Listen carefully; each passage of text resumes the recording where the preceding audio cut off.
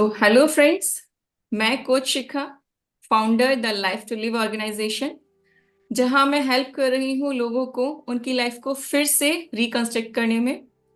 और इसी सीरीज में आज का जो पॉडकास्ट है वो आपके लिए काफ़ी वैल्यूएबल साबित होने वाला है, क्योंकि आज जो शख्सियत हमारे साथ हैं उन्होंने कॉर्पोरेट सेक्टर में बहुत टाइम काम किया और फिर उनकी लाइफ ने एक ऐसा टर्न लिया कि आज वो लोगों की लाइफ को कोच कर रहे हैं। आप जाने माने ग्राफोलॉजिस्ट हैं, न्यूमरोलॉजिस्ट हैं और बहुत से लोगों की लाइफ में जहाँ पर वो चैलेंज फेस कर रहे हैं उनकी लाइफ को कोच करके आगे लेकर के जा रहे हैं। और आज का पॉडकास्ट आपके लिए बहुत वैल्यूएबल रहेगा, तो प्लीज़ इसे ध्यान से देखें। आपको आगे बढ़ते हुए मैं सीधे सीधे उन्हीं से मिलाना चाहती हूँ और मैं चाहूँगी सर आप प्लीज़ अपना इंट्रोडक्शन दें ताकि हमारी ऑडियंस आपके बारे में जान पाए।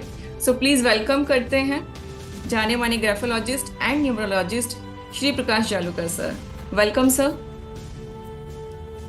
थैंक यू शिखा जी।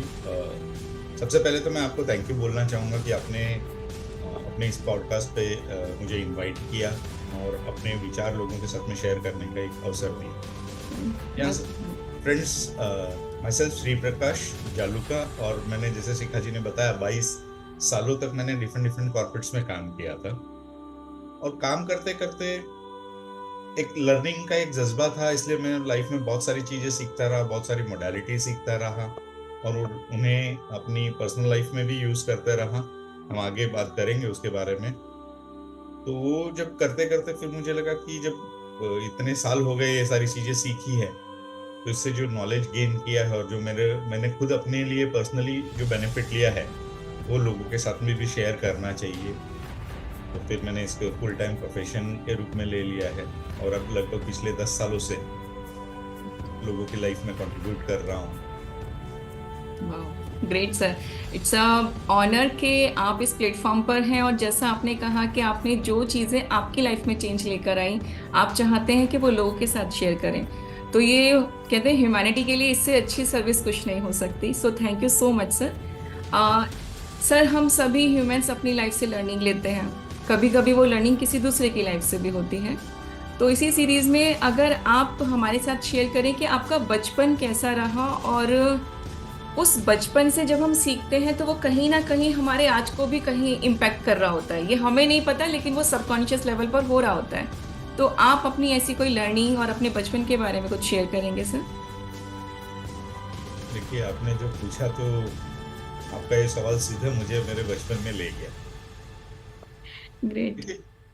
बचपन एक ऐसी चीज होती है ना, तब उसको हम जब उस बचपन में जी रहे होते तब हम एकदम वर्तमान में रहते हैं, हमको पता नहीं होती उस लाइफ में क्या लर्निंग है और क्या चीजें हैं। लेकिन आज जब हम आके उस बचपन को देखते हैं तब पता चलता है कि यस, उस बचपन में भी हमने बहुत सारी चीजें देखी और बहुत सारी चीजें सीखी।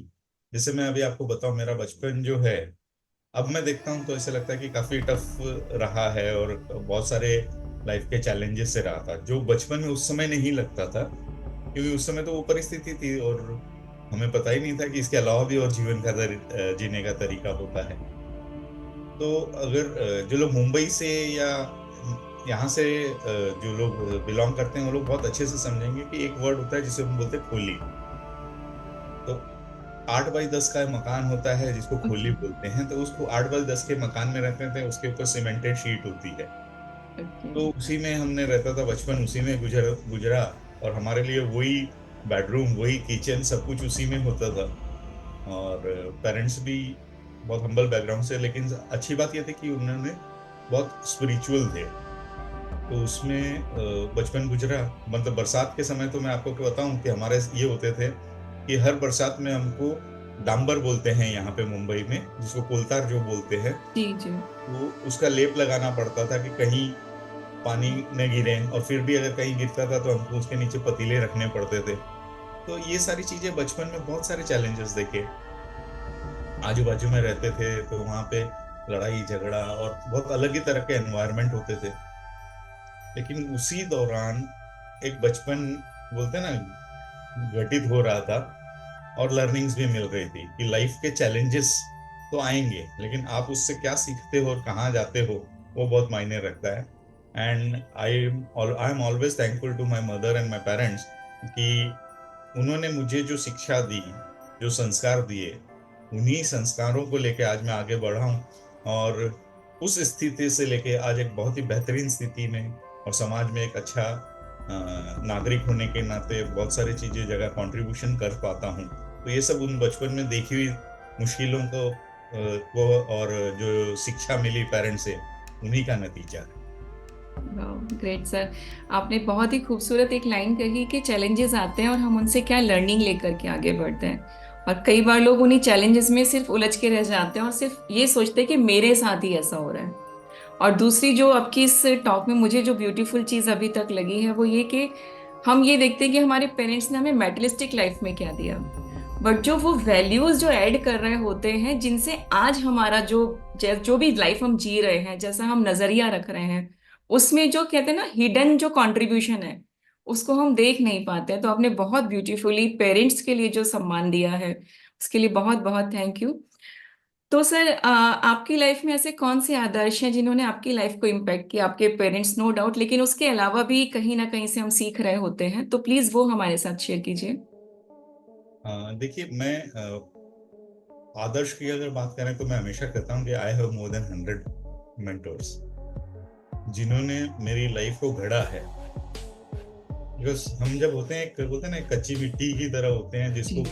कुम्हार आते हैं और ठोकते हैं, कोई सेकता है, कोई गर्म करता है, सारी चीजें अलग अलग चीजें होती है और तब जाके वो घड़ा बनता है। तो अलग अलग शेप देते हैं, तो ये सारी चीजें होती है। लेकिन अगर मेंटोर में कहें तो अगेन मैं फिर भी नंबर वन पे मेरी मदर को ही रखना चाहूंगा, क्योंकि उन्होंने ही है जो मुझे गढ़ा है। और अगर जीवन में ऐसे उनके कंट्रीब्यूशन को कहें तो आपने बहुत अच्छी बात कही, क्योंकि मैं जिस एनवायरनमेंट में पला बड़ा हूँ तो वहाँ पे बहुत अलग चीजें थी और उन्हीं से मैंने, मदर्स के ही मैंने सीखा कि लाइफ में कुछ भी चैलेंजेस हो लेकिन घबराना नहीं है, ओवरकम करना है। उसके अलावा जैसे अगर देखा जाए तो मेरे एल्डर ब्रदर थे जो अब नहीं रहे हैं फिजिकली हमारे साथ में। He is also one of my mentor. उन्होंने भी जिंदगी में बहुत संघर्ष किया है। अभी मेरा जो भतीजे हैं, जो उनके बच्चे हैं, जी। वो दोनों उम्र में मेरे से छोटे हैं, लेकिन उनसे भी मैं बहुत कुछ सीखता हूँ। मेरी फैमिली में मेरी वाइफ है, मेरे दोनों बच्चे हैं। कभी कभी मुझे लगता है कि they are also my teachers. Great. तो ये जिंदगी में देखिए, सीखना जो है ना, वो आई ऑलवेज से कि learning is a never ending arc. बिल्कुल। तो आपको हमेशा उनसे सीखने को मिलता रहेगा। लेकिन आपको अपने आजू बाजू में अपने ईगो को साइड में हटा के और आपको देख रखना पड़ेगा आपको सीखने के लिए। कई बार ऐसा होता है कि हमको लगता है ये छोटे व्यक्ति है, हमसे उम्र में कम है, उनसे क्या सीखना है। तो ऐसा नहीं है। आपकी उम्र में, आपसे उम्र में कम है, ओहदे में कम है, लेकिन still they can be your mentor, your गुरु। हमारे स्कूल टीचर हुआ करते थे, उन्होंने मुझे बहुत सारी चीजें सिखाई थी। कि उनका एक था कि वो उस समय 2 रुपए फीस लेते थे जब मैंने शुरुआत की थी, क्योंकि वो गुरुकुल जैसा एक चलाते थे, लेकिन 2 रुपए फीस लेते थे। और वो पढ़े लिखे होने के बाद में भी वो दूसरी अच्छी नौकरी कर सकते थे, लेकिन क्योंकि उनको बच्चों के जीवन में एक सकारात्मक चेंज लाना था, बदलाव लाना था, इसलिए उन्होंने उस चीज को स्वीकार किया। और बहुत सारे बच्चे आज भी ऐसे हैं जो हमारी उम्र के हैं जिन्होंने उनसे सीखा था, हाँ, लेकिन आज भी उनको कंट्रीब्यूट करते हैं। मैंने जिनसे ग्राफोलॉजी सीखी, ही इज, ऐसे तो मैंने कई लोगों से सीखी, लेकिन जिनसे शुरुआत की थी, प्रजेश सर करके हैं, he is one of my mentor. NLP में मैंने राम जी है, जो राम सर हैं, जी। और वेद सर हैं। जी। इसके अलावा भी मैंने और भी कई लोगों से सीखा। तो इन सब लोगों को मैंने देखा कि मतलब this people are the real contributor. Yes. ये लोग जो काम कर रहे हैं वो सिर्फ और सिर्फ एक इकोनॉमिकल गेम के लिए नहीं कर रहे हैं, कि सिर्फ पैसे कमाने के लिए काम नहीं कर रहे हैं। इन्होंने लाइफ को इस तरह से जिया है कि इन्होंने अपने एक संघर्ष के दौरान या अपनी नॉलेज के दौरान लोगों की लाइफ को कंट्रीब्यूट किया है। और that is what I learn from them. इसलिए हमेशा ये लगता है कि अपनी लाइफ में को अगर सका बोलते हैं ना, सार्थक बनाना है, तो जीवन में, दूसरों के जीवन में हम कुछ ना कुछ सकारात्मक बीज बो दें, या उनको कुछ ना कुछ उनको पॉजिटिव चेंज लाए उनकी लाइफ में। वाह, ग्रेट सर, सो ब्यूटीफुल। कि आपने जैसे शुरू में जिक्र किया था कि 10 बाई 10 की खोली होती है, एम आई आठ राइट? बाई दस हाँ। है ना? और लेकिन जो कहते हैं ना कि सोचने का जो लेवल है वो बहुत अपार। और कई बार होता है कि लोगों के घर में कमरे बहुत होते हैं, लेकिन उनके जो सोचने का जो स्तर है वो बहुत, कहते हैं, संकीर्ण हो जाता है। उन्हें लगता है कि जितना वो सोचते हैं, जितना वो जानते हैं, उतना ही बेहतर है। और एक तरफ आपने जो बताया, आपकी जो सोच है कि हर किसी से आप सीख सकते हैं, और ये फैक्ट है, ये बहुत बड़ा फैक्ट है कि आप चाहें तो, कहते हैं ना, कई बार हम अपने सवाल का जवाब ढूंढ रहे होते हैं और किसी ना किसी फॉर्म में वो हमारे सामने होता है, बट लेकिन अगर आप लर्निंग मोड में नहीं है तो आप उसको पहचान नहीं पाएंगे। सो बहुत ब्यूटीफुली आपने बताया कि हर कोई मेंटर है हमारे लिए, और हम चाहें तो उनसे बहुत कुछ सीख सकते हैं। सर, जैसा मैं आपसे बातचीत भी कर रही थी, और जितना मैं आपके बारे में जानती हूँ, आपकी लाइफ में बहुत सारे अप एंड डाउन्स रहे हैं। और जितना मैं आपके समझ पाई हूँ, हालांकि मैं कोई अथॉरिटी फिगर नहीं हूँ कि आपके लिए कुछ ऐसा बोलूँ, लेकिन हाँ, जितना मैं समझ पाई हूँ कि आपने अपने चैलेंजेस में भी पॉजिटिविटी क्या है उसको ढूंढ लिया। तो ऐसा कोई चैलेंज जहां पर आपको लगा कि बहुत बड़ा है, लेकिन फिर भी आपने उसमें से कोई पॉजिटिव चीज निकाल ली हो, कोई ऐसा मोमेंट आप शेयर करना चाहेंगे? जी हाँ। देखिए ऐसे तो वैसे हर मोमेंट, हर जो चैलेंज आपको लाइफ में लगता है ना, वो कहीं ना कहीं आपको घड़ने के लिए आता है। बिकॉज आई बिलीव कि नेचर जो आपको कुछ चीजें दे रहा है ना, अगर वो आपको कुछ ना कुछ घड़ने के लिए ही दे रहा है, वो आपको और स्ट्रांग करने के लिए दे रहा है, या आपकी कुछ लाइफ की लर्निंग को बढ़ाने के लिए दे रहा है। इसलिए मैं हमेशा बोलता हूँ कि आप हमेशा जो भी परम शक्ति जिसमें भी आप विश्वास करते हैं, वो गॉड हो, परमेश्वर हो, भगवान हो, या आपके देवी देवता जिनको भी आप मानते हैं उनमें हो, आप उस पर विश्वास रखिए। और जो चैलेंज की बात करते हैं, तो एक समय ऐसा आया था लाइफ में, तब मुझे बहुत लगा था कि ये ऐसा क्यों मेरे साथ में हुआ। उस समय मैं जॉब किया करता था, और करीब 20-20 दिन का टूर किया करते थे, 20-25 दिन टूर पे रहते थे, अलग अलग शहरों में जाते रहे। और उस समय मोबाइल का भी इतना ये नहीं था, कि मेरे पास मोबाइल भी नहीं था। ये बात कर रहा हूँ मैं 98 के आसपास, 1998। ओके। तो वो जो टाइम था, उस समय एक ऐसा सीन हो गया कि मेरे पिताजी जो थे वो बेड रिडन थे। ओके। मम्मी की तबीयत खराब थी। माय वाइफ वाज प्रेग्नेंट, मतलब उस समय उसका ऐसा स्थिति था कि कभी भी डिलीवरी हो सकती है, वो स्थिति थी। और मेरा जॉब छूट गया, किसी कारण से मेरे पास मतलब जॉब नहीं है। और जो थोड़ी बहुत पैसे थे वो सब खर्च हो गए थे। तब मुझे ऐसा लगा था कि ऐसा क्यों हो रहा है, मतलब मेरी लाइफ में बार बार इस तरह की सिचुएशन, ऐसे चैलेंजेस क्यों आ रहे हैं। लेकिन करीब 2 महीने, 2 ढाई महीने मेरे पास वो जॉब नहीं था, और घर खर्च में सारे पैसे खर्च हो गए थे, जो दवा पानी वगैरह उस सब में। लेकिन वो जो समय था, उस समय मुझे पिताजी की सेवा करने का मौका मिला। ऐसे भी करते थे, लेकिन वो पर्टिकुलर, क्योंकि वो फुल नौकरी थी नहीं, कुछ था नहीं घर पे, तो उनका जो भी सेवा कर सकते थे हम कर रहे। लेकिन वो 2 महीने के बाद में, देखिए मेरे घर में मेरे बेटे का जन्म हो गया 2 अक्टूबर 1998 को। ओके। और मेरे पिताजी का देहांत भी हो गया। और उसके बाद में फिर मुझे 1-2 महीने के बाद में मुझे वापस फिर एक अच्छी जॉब भी मिल गई। तो जब मैंने फिर उस चीज के बारे में, अभी भी मेरे रोंगटे खड़े हो जाते हैं जब उसके बारे में मैं सोचता आई हूँ। कैन फील सर वो फीलिंग। हम्म, तो मुझे लगा कि ऐसा समय क्यों आया। तो आज मैं जब उस, वो बोलते हैं ना, डॉट्स को कनेक्ट करते हैं, तो समझ में आता।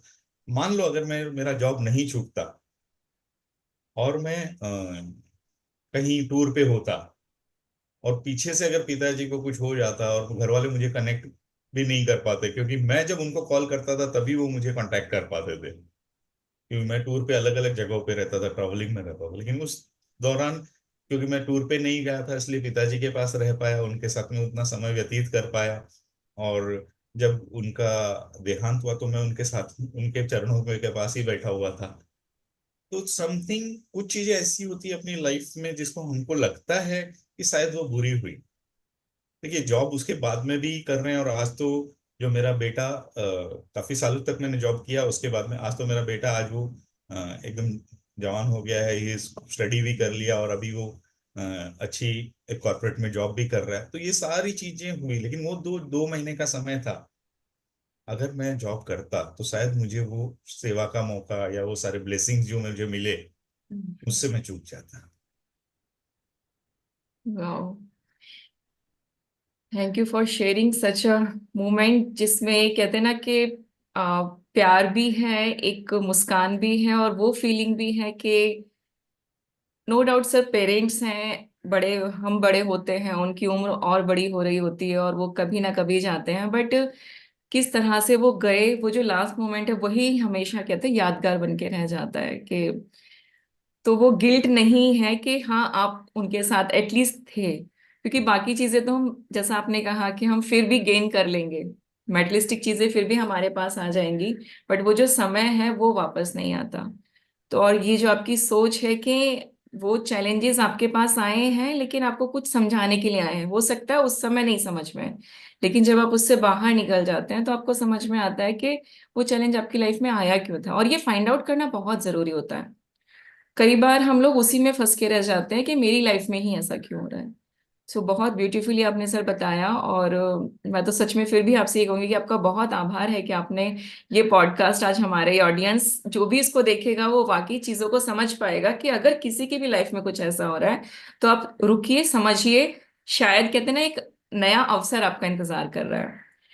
तो सर, नए अवसर की जब बात हो रही है, आपने बताया आपने कॉर्पोरेट सेक्टर में 22 ईयर्स काम किया, आपकी लाइफ में ऐसा कौन सा टर्निंग पॉइंट आ गया कि आप ग्राफोलॉजी, न्यूमरोलॉजी और लाइफ कोचिंग लेना आपने शुरू कर दिया?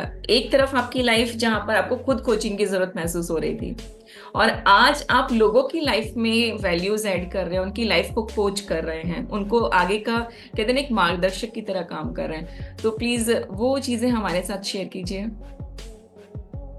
हाँ, शिखा जी, ये बहुत बढ़िया आपने क्वेश्चन किया है। और देखिए, मैं जब जॉब कर रहा था ना, तो मेरी लाइफ में नेटवर्क मार्केटिंग का एक फ्रेंड के जरिए, मतलब बोलते हैं ना, पदार्पण हो गया था। ओके। है ना? तो नेटवर्क मार्केटिंग जो इंडस्ट्री है, आज उसको कई लोगों ने काफी बदनाम कर दिया है, वो बात अलग है, लेकिन वो बहुत अच्छी इंडस्ट्री। तो नेटवर्क मार्केटिंग में जब मैं आया था, उसके पहले भी मैं हमेशा सीखता था, पढ़ता था। और आपको कहूँ कि मतलब जैसे कुछ चीजें होती है ना, इनबॉर्न होती है, जो मुझे बाद में पता चला कि ये सारी चीजें हैं। लेकिन जैसे मैं 16-17 साल का था, तभी एक फ्रेंड के साथ में वो बहुत टफ टाइम से गुजर रहा था, तो मैं उससे बातें करता था, उसको मोटिवेट करता था। और उसके कुछ सालों के बाद में उस आदमी ने बताया था मुझे कि श्री, मतलब वो मुझे श्री बोलता था, तो उसने कहा था कि श्री, अगर उस समय तू मेरे साथ में अगर उतना समय नहीं देता है, मुझे नहीं बताया होता, तो शायद मैं सुसाइड कर लिया। तो वो जो चीज थी। और उसके बाद में जब मैंने कहा ना, नेटवर्क मार्केटिंग में तो वहाँ पे सिस्टम होता है, बुक्स वगैरह से पढ़ते हैं और मेंटरिंग होती है। तो मैंने वहां से भी काफी कुछ सीखा है। मेरे कुछ अच्छे मेंटर्स वहां पे भी मुझे मिले, जिन्होंने मुझे गाइड किया। तो जब वो सारी चीजें जब मैंने पढ़ना शुरू की, देन मेरी लाइफ में बहुत सारे, मैंने जैसे कहा कि चैलेंजेस को ओवरकम किया। तो उस समय मैंने ये सारी चीजें सीखी और इनका उपयोग मैंने किया। जैसे ग्राफोलॉजी मैंने सीखी। ग्राफोलॉजी में का मैंने खुद की लाइफ में पर्सनली काफी सारी चीजें यूज की। तो जब ये सब करने के बाद में मुझे लगा कि मुझे इस चीजों से बहुत बेनिफिट हो रहा है, तो इस चीज को क्यों ना लोगों तक पहुंचाया जाए। तो मैंने इनिशियली जब मैं जॉब करता था, तो इसको एज अ हॉबी किया करता था, बहुत सारे लोगों को गाइड करता था। फिर लोगों, जब धीरे धीरे लोग बढ़ने लगे गाइडेंस के लिए, then I took it as a profession. और इसके पीछे उद्देश्य यही था, क्योंकि जब लोग आके बोलते थे कि आपकी गाइडेंस से मुझे ये फायदा हुआ, मुझे ये अच्छा मिला, तो एक वो मुझे भी बहुत अच्छा लगता था कि कहीं ना कहीं हम उनकी लाइफ में कुछ कंट्रीब्यूट कर सकते हैं, कर रहे हैं। तो दैट वाज द थिंग। और मेरे मेंटर हमेशा एक चीज बोलते हैं कि लाइफ में ग्रोथ एंड कंट्रीब्यूशन, ये दो बहुत महत्वपूर्ण चीज हैं। बिल्कुल सर।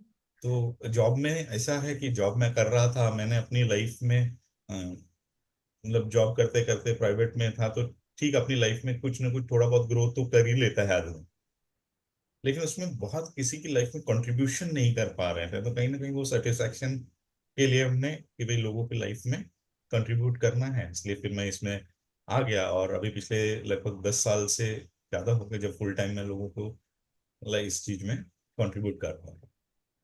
Great sir. मैंने फर्स्ट टाइम ग्राफोलॉजी सुना तो मुझे समझ नहीं आई वर्ड क्या है, क्या इसमें ये कौन सी साइंस है। तो जो आपसे मुझे नॉलेज मिली वो बहुत ही मतलब उम्दा है। और इस पर अलग से एक पॉडकास्ट जरूर बनाएंगे सर, क्योंकि मुझे लगता है ग्राफोलॉजी आप बताएंगे तो थोड़ा टाइम तो टेक, फिर भी आप थोड़ा सा अगर समराइज कर दें तो जो अभी ऑडियंस देख रही हो तो उनको पता चल सके एक्चुअली ग्राफोलॉजी। न्यूमरोलॉजी तो मुझे लगता है कुछ लोग शायद जानते भी होंगे, आप प्लीज थोड़ा सा समराइज करें।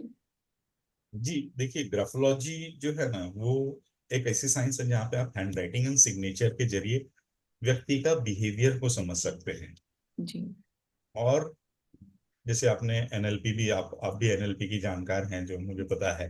तो एनएलपी में हम लोग एक ही चीज बोलते हैं कि आपके थॉट प्रोसेस से ही आपके बिहेवियर्स होते हैं। बिहेवियर मतलब एक्शंस, एक्शंस, यस सर। है ना। तो है आपकी हैंडराइटिंग जो है वो आपके थॉट प्रोसेस को समझने में आपकी मदद करती है। और आप अपनी हैंडराइटिंग को चेंज करके आप अपने थॉट प्रोसेस को चेंज कर सकते हैं। और जब आपका थॉट प्रोसेस चेंज होगा तो डेफिनेटली आपका बिहेवियर्स भी चेंज होंगे। तो और जब आपके बिहेवियर्स चेंज होंगे तो अल्टीमेटली आपके रिजल्ट्स भी चेंज। रिजल्ट्स चेंज होंगे, यस सर। हाँ। तो इस तरह से आप ग्राफोलॉजी में आप अपनी हैंडराइटिंग एंड सिग्नेचर के जरिए आप अपने बिहेवियर को समझ सकते हैं, दूसरों के बिहेवियर को समझ सकते हैं, और आप उसमें छोटा सा बदलाव करके अपनी लाइफ में बड़ा बदलाव ला सकते हैं। Thank you so much for sharing sir, what a beautiful science. क्योंकि एटलीस्ट मतलब फाइनली हमें जब रिजल्ट चेंज करना है तो एक्शंस को चेंज करना होगा, अदरवाइज वही रिजल्ट बार बार मिलते रहेंगे। ओके सर, आपसे बातचीत के दौरान जो मुझे टर्म सुनने को मिला बाउंस बैक, तो ये बाउंस बैक क्या है और आप कैसे बिलीव करते हैं कि बाउंस बैक, ये बाउंस बैक होता ही है? तो प्लीज थोड़ा सा इस पर लाइट, थोड़ा सा आप इस पर प्रकाश डालें कि ये बाउंस बैक क्या है। बाउंस बैक मतलब हमेशा, देखिए जापानीज भाषा में है ना एक कहावत है जिसका अर्थ ये होता है कि आप 7 बार गिरे 8 बार उठे, ओके। है ना। ओके।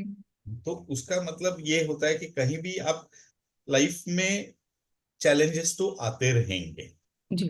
लेकिन फाइनली आप खड़े रहते हैं या आप गिर उन चैलेंजेस से लड़खड़ा के टकरा के गिर जाते हैं, और फिर वापस अगर आप खड़े होते हैं या नहीं होते हैं तो उस चीजों को आपके ऊपर होता है कि आप बाउंस बैक करते हैं या नहीं करते हैं। और लाइफ में बाउंस बैक करना बहुत इंपॉर्टेंट होता है, क्योंकि आजकल जो चैलेंजेस होता है, आप देख रहे हो लोगों को, बहुत सारे लोग होते हैं लाइफ में, उनके कुछ चैलेंजेस आते हैं और वो लोग बहुत ही ड्रास्टिक स्टेप्स ले लेते हैं, यस सर। है ना। या तो वो लोग तो में पड़ जाते हैं, नशे पते में, या वो सब ड्रग्स वगैरह में चले जाते हैं, या कई बार वो लोग सुसाइडल टेंडेंसी के होते हैं, तो वो लोग उस तरह के स्टेप्स ले लेते हैं। क्योंकि रीजन यही होता है कि उनको फेलियर को हैंडल करना नहीं आता। जी। लाइफ में फेलियर्स को एक्सेप्ट करना और हैंडल करना बहुत जरूरी होता है। कई बार सेटबैक्स आते हैं आपकी लाइफ में, आप अनएक्सपेक्टेड सेटबैक्स आते हैं, आप सोच भी नहीं सकते हैं, ऐसी आपकी लाइफ में चैलेंजेस आ जाते हैं और आपको लगता है कि ये क्या हो गया, एंड देन वापस वहां से उठ खड़ा होना थोड़ा सा मुश्किल लगता है। लेकिन आपके अंदर अगर वो जज्बा है, वो जोश है, तो आप उस चीज से बाउंस बैक कर सकते हो। देखिए मेरी लाइफ में तो बहुत सारी बार मुझे बाउंस बैक करना पड़ा, and thanks to all my mentors and parents की जिनकी वजह से मैं ये सब कर पाया। लेकिन अभी जस्ट कुछ दिनों पहले, मतलब जस्ट कोविड के बाद की बात मैं आपको शेयर कर सकता हूँ जी सर, बिल्कुल। कि कोविड के दौरान हमने काफी जो भी संभव था हमने काम किया। फिर हमने एक ब्लड डोनेशन कैंप भी किया था, और मैंने उसी ब्लड डोनेशन के लिए मैंने वैक्सीन भी नहीं ली थी, क्योंकि मैं सोचा था कि वैक्सीन के बाद में करीब करीब 90 डेज तक आप ब्लड डोनेशन नहीं कर जी। सकते थे। तो मैंने ब्लड डोनेशन किया, उसके बाद में कुछ दिनों बाद में मैंने वैक्सीन ली, और उसके बाद में करीब, क्योंकि मैं काफी वॉक वगैरह करता हूँ, मतलब 8-10 किलोमीटर मुझे चलना was not a big deal for me, कि चलो पैदल चलना है 10 किलोमीटर भी तो I can walk, that was my way of life. लेकिन उसके बाद में मुझे अचानक थोड़ा सा चैलेंजेस होने लगा, मुझे चलते चलते दिक्कत आने लगी, और मुझे लगा कि ये क्या हो गया। एंड देन फिर मैंने जब अपने मेडिकल चेकअप्स वगैरह कराए तो मुझे पता चला कि मेरे दो ब्लॉकेजेस थे। Okay. And then to cut the story, मैंने कुछ दूसरा ट्रीटमेंट शॉर्ट की, मुझे फिर बाईपास सर्जरी करवानी पड़ी, क्योंकि और दूसरे ट्रीटमेंट्स लिए लेकिन उनमें जो बेनिफिट नहीं हो पाया, तो मैंने बाईपास सर्जरी करवाई। जब बाईपास सर्जरी करवाने जा रहा था तो दैट टाइम हॉस्पिटल में जो माहौल था, लोग डर जाते हैं कि अचानक इतना सारे ब्लॉकेजेस हैं। बाईपास जो सर्जरी है, it's a very big operation की, कई बार लोग घबरा जाते हैं। बट यहाँ पे था कि यहाँ पे उल्टा हो रहा था कि जब मैं बाईपास कराने गया तो वहाँ पे नर्स और डॉक्टर वो बोलते हैं कैसा पेशेंट आया है, क्योंकि जब हम ऑपरेशन थिएटर में जा रहे थे तो मैंने नर्स को बोला और डॉक्टर को बोला, और एक काम करना, वाइफ को बुला लेना मेरे को। तो बोला क्यों? और देख लेगी कोई दूसरी तो नहीं बैठी है ना।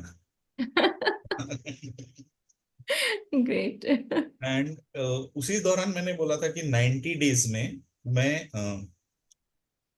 मैराथन, जो शॉर्ट मैराथन्स होती हैं, मैं जी। करूंगा करके। तो लोग बोले अरे नहीं, आराम से करना। बट मैंने कहा था 90 डेज में। जस्ट बिफोर द सर्जरी, जब उन्होंने मुझे सर्जरी के लिए लेके जा रहे थे, और मुंबई में बारिश बहुत होती है, मेरा ऑपरेशन हुआ था मई में, ओके। और मुंबई में बारिश होती है बहुत, तो अगस्त महीने में जाके 90 डेज पूरे हो रहे हैं, उस समय बहुत बारिश होती है। आप विश्वास करेंगे, जिस दिन 90 डे पूरा हुआ था, मैंने अपने घर में, क्योंकि बाहर जा नहीं सकता था सर्जरी की वजह से इतनी बारिश में, तो मैंने अपने घर में उस दिन मोर देन 10 किलोमीटर वॉक किया वाओ, ग्रेट सर। है। तो दैट वाज देयर। एंड दिन अक्टूबर में फिर हमारे यहाँ पे एक हॉस्पिटल है, उन लोगों ने ऑर्गेनाइज किया था, तो मैंने 10 किलोमीटर मैराथन में रजिस्टर कर दिया। घर वाले बोले ये क्या कर रहे हैं वो, अभी तो आपको 6 महीना भी पूरा नहीं हुआ है। बोला नहीं करेंगे, तो बोले नहीं आपको करना है तो छोटा कर लो, 2 किलोमीटर या सॉरी 3 किलोमीटर या 5 किलोमीटर कर लो। बोला नहीं, 10 किलोमीटर करेंगे। और मैं गया वहां पे 10 किलोमीटर कंप्लीट किया। इन बिटवीन 7 किलोमीटर जब हुए थे, तो क्योंकि हम यहाँ रहते हैं तो बीच में कुछ गली है, जी। मतलब शॉर्टकट्स है, तो कोई मेरे साथ में चल रहे थे, उन्होंने मेरे को बोला भाई साहब आप यहाँ से शॉर्टकट है, जल्दी से यहाँ से निकल जाइए, आप जल्दी पहुंच जाएंगे। तब मैंने उनसे एक बात कही थी, और मैं आप लोगों के साथ में भी वो शेयर करना चाहूंगा। मैंने जी उसको कहा सर। कि मैं यहाँ पे ये रेस जीतने के लिए नहीं हूँ, मतलब दूसरों से जीतने के लिए नहीं हूँ। यहाँ पे मैं अपने खुद से जो कमिटमेंट किया हुआ था उसको पूरा करने के लिए हूँ। Wow, beautiful sir. Wow, great. And then मैंने वो कंप्लीट किया, और फिर दैट वाज द फीलिंग कि हमने अपने से जो वादा किया है उसको पूरा कर पाए। तो उस तरह से फिर मैंने वो किया। और आज भी फिर मैं जब भी मौका मिलता है वॉक वगैरह करने का या उस तरह की चीजें करने का, तो करते हैं। Wow, so inspiring sir. क्योंकि जैसा आपने बताया, और ये फैक्ट है कि हम अपने माइंड की प्रोग्रामिंग किस तरह से कर रहे हैं। आपने अपने आप से कमिटमेंट किया मैं 90 डेज में मैराथन करूंगा, अगर बारिश भी थी तो, लेकिन आपने अपने आप से जो प्रॉमिस किया था उससे आप, माइंड को नहीं पता कि आप बाहर जाके कर रहे हैं या कहाँ कर रहे हैं, आपने उसको टास्क को कंप्लीट किया। एंड कॉम्पीट करना, हम आज की डेट में ये मान चुके हैं कि हम दूसरे से कैसे बेहतर बन जाएं, जबकि हम खुद जो हैं उससे हर पल खुद को कितना बेहतर बनाएं। कंपटीशन खुद से, कहते हैं ना, आप दूसरे से कंपटीशन कर रहे हैं, अगर वो कंपटीशन में पार्टिसिपेट ही ना करे तो आप क्या करोगे? तो आपका तो कंपटीशन ही खत्म हो गया। So such a beautiful life journey sir, और बहुत कुछ है इस लाइफ जर्नी से सीखने के लिए। और मैं, पूरा विश्वास है ये मेरा कि जो भी लोग इस पॉडकास्ट को देखेंगे उनकी लाइफ में बहुत वैल्यू ऐड होने वाली है। बहुत सारी चीजें मैंने आज आपसे सीखी हैं। सर, कोई ऐसा मैसेज जो आप ऑडियंस को देना चाहते हैं, जो हमारी सोशल मीडिया फैमिली है उनको देना चाहते हैं, ताकि वो भी अपनी लाइफ की जर्नी को बहुत ब्यूटीफुल एंजॉय कर सकें? So please kindly sir. देखिए बहुत सारे मैसेजेस हैं, और मैसेज लोग बोलते हैं ना, लोग मैसेंजर को याद रखते हैं, मैसेजेस को भूल जाते हैं। बिल्कुल सही लेकिन बोले सर। लेकिन मैं एक ऐसा मैसेज देना चाहूंगा, और मैं चाहूंगा कि आप सब लोग उस मैसेज को याद रखें, भले मुझे भूल जाएं, है ना, मैसेंजर को भूल जाएं, मैसेज याद रखें। और ये अगेन, जब मेंटरशिप की बात हुई थी तो मैंने कहा था कि मेरी मदर को मैं हमेशा नंबर 1 पे रखूंगा जी। मेरे लिए मेंटर का। तो उनसे भी सीखी हुई चीजें हैं ये, कि आपको देखो लाइफ में किसी जब भी आपको कुछ पॉजिटिव करना है, कुछ भी कंट्रीब्यूट करना है ना, तो नेवर वेट अब कि मैं बहुत बड़ा कुछ हो जाएगा तब कुछ बड़ा कुछ करूंगा, मैं बहुत अमीर हो जाऊंगा तब लोगों की लाइफ में कंट्रीब्यूट करूंगा, या मैं बहुत कुछ सीख लूंगा, बहुत एक्सपर्ट हो जाऊंगा उसके बाद कुछ कंट्रीब्यूट करूंगा। आप उस चीज का इंतजार मत कीजिए। हमारी माता जी से हमने ये सीखा था जब हम छोटे थे, तो वो उनके अगर पर्स में उस समय 5 रुपए भी होते, मतलब that time 5 rupees was great. Amount था, जी जी। तो उसमें से भी वो 2 रुपए 3 रुपए के 3-4 वड़ा पाव आते थे उस टाइम पे, 50 पैसे 60 पैसे में वड़ा पाव आ जाते थे मुंबई में। तो उसके 4-5 वड़ा पाव लेके वो लोगों को खिलाती थी, मतलब जो नीडी पीपल होते थे ऐसा। तो उन्होंने एक ही चीज बताया कि जैसा है, जिस परिस्थिति में है, आप उस परिस्थिति में भी आप लोगों की लाइफ में कंट्रीब्यूट कर सकते हो। ऐसा नहीं कि आप कोई बहुत बड़ा आदमी है तो ही आप कंट्रीब्यूट कर सकते हो, या आपके पास बहुत ज्यादा कुछ है तो ही आप कंट्रीब्यूट कर सकते हो। आप जिस स्थिति में हो, जैसे है, आप उस स्थिति में शुरुआत कर सकते हैं। बाकी लाइफ होता है ना, जितना आप कंट्रीब्यूट करोगे तो ऊपर वाला भी फिर आपको उसी हिसाब से देता जाएगा और आपका कंट्रीब्यूशन भी बढ़ता जाएगा। Thank you so much sir for such a beautiful message. और आपने सही कहा कि लोग इंतज़ार में बैठे होते हैं कि कुछ मेरे साथ कोई बड़ी चीज़ आएगी, मुझे कुछ बड़ा अचीवमेंट मिलेगा तो मैं जा कर के शेयरिंग शुरू करूँगा। जबकि स्कूल में भी छोटे बच्चों को यही सिखाया जाता है, शेयरिंग इज़ केयरिंग, शेयर करना सीखो, अपने फ्रेंड्स के साथ शेयरिंग सीखो। तो शेयरिंग का कंसेप्ट हम बच्चों में कब से डालने की कोशिश करते हैं, और वो धीरे धीरे धीरे धीरे मेटलिस्टिक लाइफ में चेंज हो जाता है। जबकि जितना हम शेयर, जितना कहते हैं ना, हमारा जो मूल है, मौलिकता हमारी जो ह्यूमैनिटी की क्या है, as a being a human हमारी मौलिकता क्या है, तो ह्यूमैनिटी को सर्व करना, क्योंकि हम ह्यूमंस हैं और ह्यूमैनिटी में सभी आ जाते हैं। तो लिविंग नॉन लिविंग सभी, आजकल तो हम नोटिस भी नहीं करते कि हम चीजों को किस तरह से फेंक देते हैं, है ना, यूज किया और फेंक दिया। जबकि आपने जब उससे काम लिया था तो उसने कहीं ना कहीं आपके साथ एनर्जी एक्सचेंज की थी, देन यू शुड रिस्पेक्ट। तो बहुत अच्छा लगा सर आपके साथ बात करके, और मुझे पूरी उम्मीद है सर ये पॉडकास्ट बहुत सारे लोगों की लाइफ में चेंज लाने वाला है। और एज अ लाइफ कोच आप लोगों को लाइफ को ऐसे ही सर्व करते रहें, हम हमारे पर्पस में यूं ही आगे बढ़ते रहें, ह्यूमैनिटी को सर्व करते रहें, यही हमारा पर्पस है। और डेफिनेटली सर फिर कभी किसी ना किसी प्लेटफॉर्म पर या जूम पर ही सही आपके साथ फिर किसी पॉडकास्ट में मुलाकात होगी। और thank you so much sir, thank you so much for your valuable time. Thank you sir.